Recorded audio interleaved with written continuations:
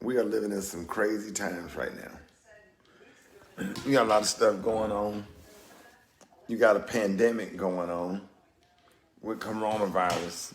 You got a president that refused to tell people to wear masks, refused to have his followers wear masks. You have civil unrest.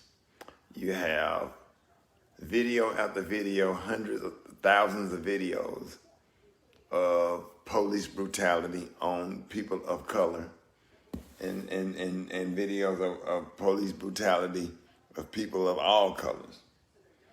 And I'm just going to tell y'all, we are living in some scary, dangerous times. You know, Dr. King, Medgar Evers, Ralph Abernathy, you know, all of the civil Rosa Parks, all of the civil rights leaders, Brother Malcolm X. This is what they went through, and then some. And those, and I'm sure it was a lot more police brutality back then. A lot of people died due to the hands of police, but it just, nobody had cell phones to videotape it back then. And it's crazy because they refused to prosecute the two police officers who bullied into Breonna Taylor's body and killed her, but they only brought charges against a white police officer who bullets went and hit another apartment where probably some white people live, if I had to guess. It was a danger to them, but nothing. So I guess you can just go in somebody's house as a police officer and kill him. And why wasn't the boyfriend word good enough? Why wasn't his word good enough? And he said he didn't hear a police officer identify themselves as a police officer. What I'm telling y'all, man, almost 1 million black people did not vote in 2016. And I don't think we would be dealing with over half of all of this stuff. You know, and you can disagree with me if you want. If, you know, sometimes we can be so goddamn woke till we just stupid. You know, even if you don't agree with everything that Democrats do or whatever, it's the best chance that we got. At least they'll listen to us and talk to us, and we'll make some changes. You know, we have a government now that's headed into a serious dictatorship. Even if Donald Trump lose the election, and if they put up enough fight to say that the election or that the Democrats cheated or whatever, I honestly don't see him leaving office. And the only way to get him out of office that you're going to have to go out and vote, and the number's going to have to be overwhelming. I just don't.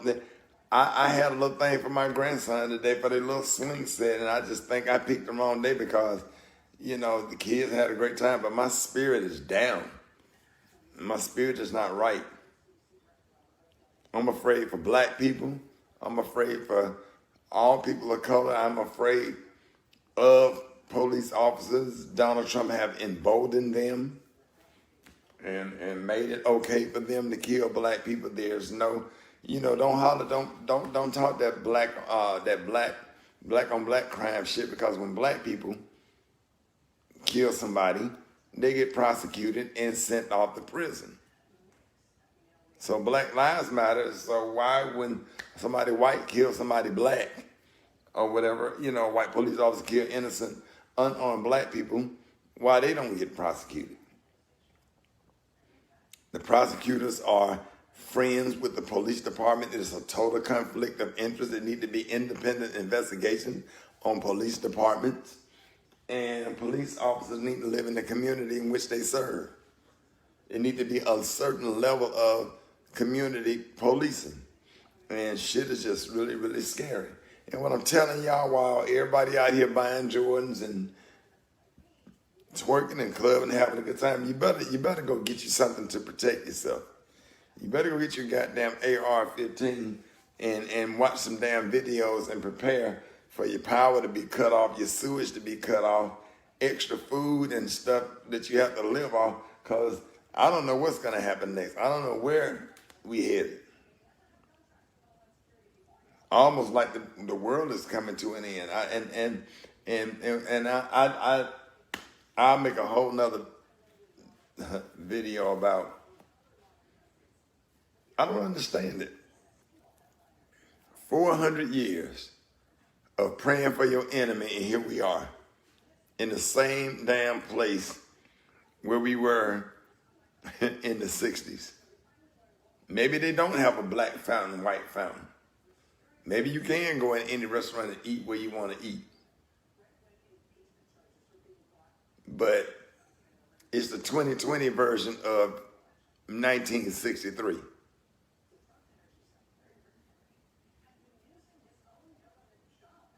And that's the truth.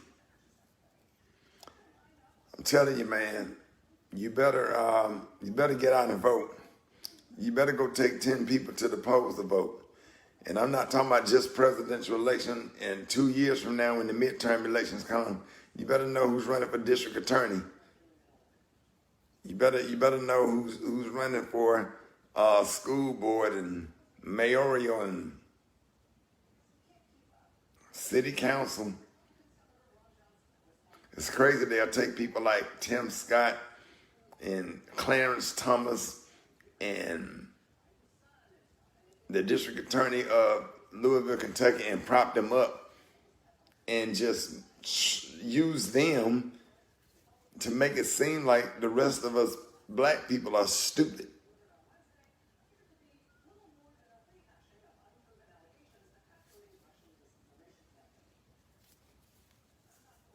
And everybody don't, and a lot of people, y'all don't know this, the district attorney of Louisville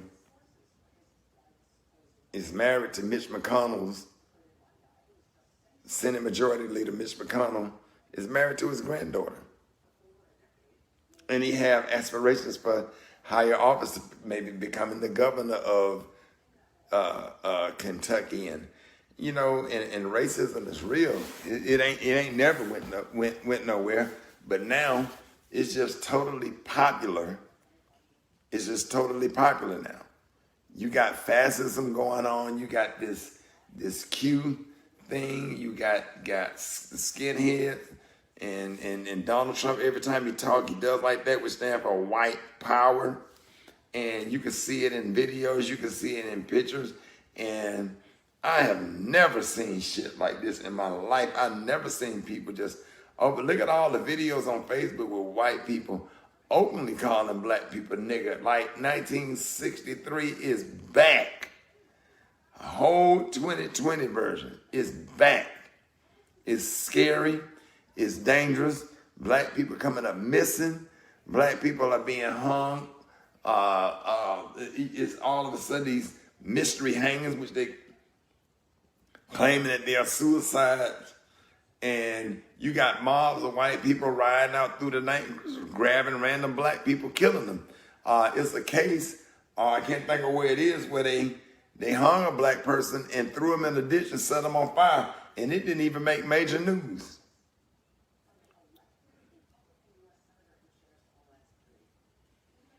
And it's just crazy. We need to put our money in black banks.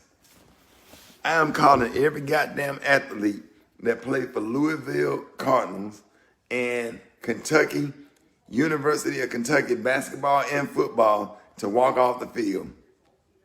I want to play another goddamn down. Deion Sanders went to JSU and bringing attention to HBCUs. And thank God my son is on the basketball team at Alabama State or whatever. But I am calling on all black college athletes to go ahead and transfer to a good HBCU. Tuskegee would be glad to have you. Alabama A&M would be glad to have you. Tennessee State, Kentucky State University, Delaware State University, Florida Memorial,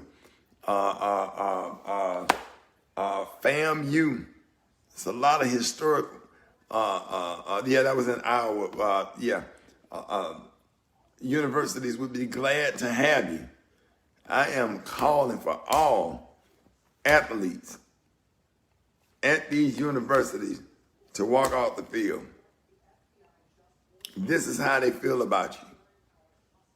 Because everybody ain't going to ride around with no goddamn Florida State University and Florida Gators and Alabama and Auburn and Clemson and Ohio State University shoulder pads, jersey, and helmet on just not to get killed by the police. What happens after you get through playing football? What happened to your nephews and your nieces? Breonna Taylor was somebody's niece, somebody's daughter. So if she had on a Louisville Cardinal football helmet and some shoulder pads and or whatever, she would still be living probably, huh?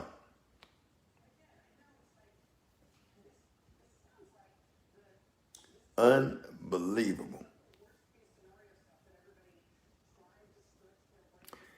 Think about it. Go out and vote.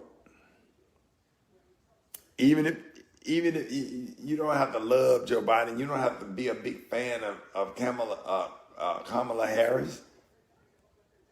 But goddamn, it's better than having Donald Trump in office.